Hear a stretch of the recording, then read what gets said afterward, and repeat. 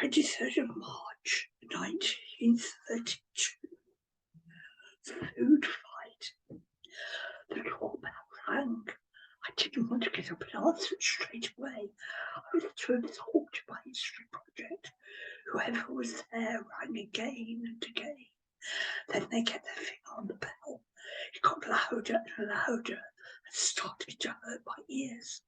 All right then, I opened the door, and there was Thomas standing on the step.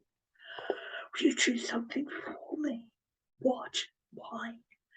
My mother's expecting a parcel and I've got to go out. Why can't you wait for it?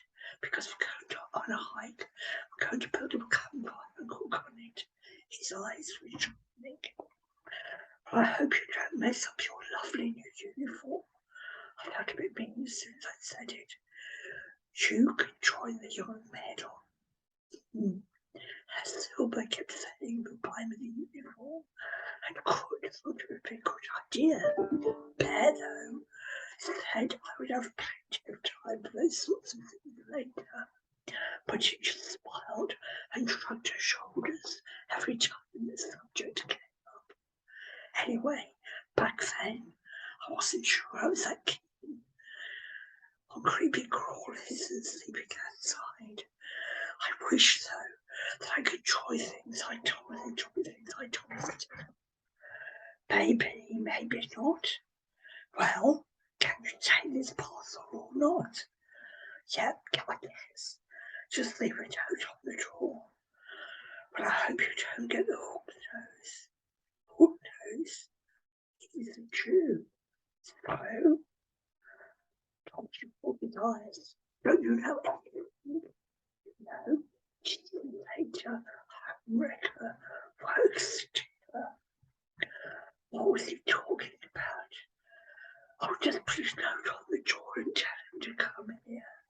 Thomas jumped up on the spot and clapped his hand. Thanks.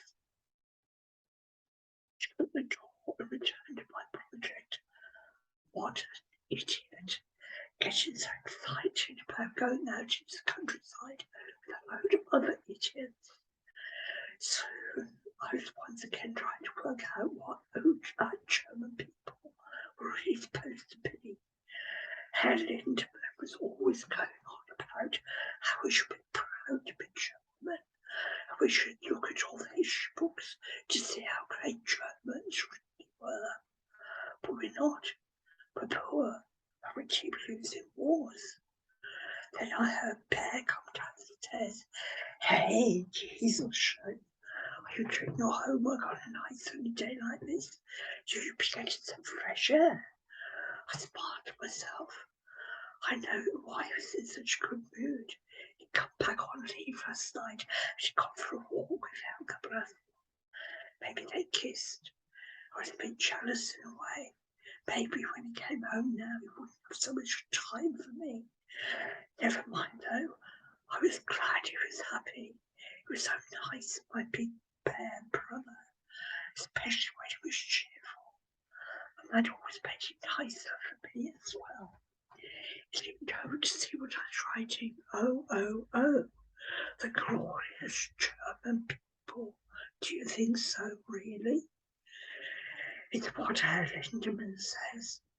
Well, it's what your teacher says. I suppose it must be true. Or at least you better pretend to agree, just in case. As if I'd ever not do what my teacher told me. What was he thinking? The doorbell rang again. Before I could get back to my seat, Bear had rushed to the front door and opened it. It was a parcel man. I could tell by the conversation. That right, Gisela, should take a parcel in for Thomas's money. Did you have to call me that in front of other people? I quite liked it when we were at home together as a family, but I was growing up now and ought to be called by my proper name. Yes, I called. A few moments later he came back into the kitchen with a large brown box. I wonder what they've been buying. It's not very heavy. Was it the hook nose? What? The hook nose? What else had Thomas said? The Jesus hater. There, Bear's eyes were flashing. I'd never known him be angry before. Well, not with me, anyway. Sometimes when he and could argue, perhaps. Do you mean, was he Jewish? Yes, he was, he is. They're just people, Gisela. Remember that? Just people. I felt my cheeks burning. I didn't know what to say. Bear made himself some breakfast and sat reading the newspaper. He was really cross with me. I didn't really understand what I'd done wrong. Okay, so Thomas had been a bit cruel in what he'd said, but the man said almost the same thing. And the German people were good. There was others who were making life difficult for us. Does that mean the Jews? Passion had later Bear stood up. I'm going for a walk. I'd have liked to go with him, but something about the way he looked at me told me that it wasn't an option this time. Not long after I'd done as much as I could on the issue project, I was getting confused anyway. It didn't really make sense. Nobody seemed to like the Germans because of the war, but Linda they kept telling all of us in our class how great the German people were. And the Germans didn't like the Jews, but the Jews were some of the cleverest people around. Good businessmen, doctors, and lawyers. I was worried as well that Bear might still be cross, that he wouldn't want to spend time with me, especially now that Helga was on the scene. Is that where he'd gone now? Is that why he hadn't wanted me to go with him? What could I do to get him back into his good books? I saw his boots standing on the shoe rack. They're pretty dirty. That was it. I could clean them for him. I put out newspaper and organised the shoe cleaning things. I brushed off the loose mud and rubbed the polish into the stiff leather.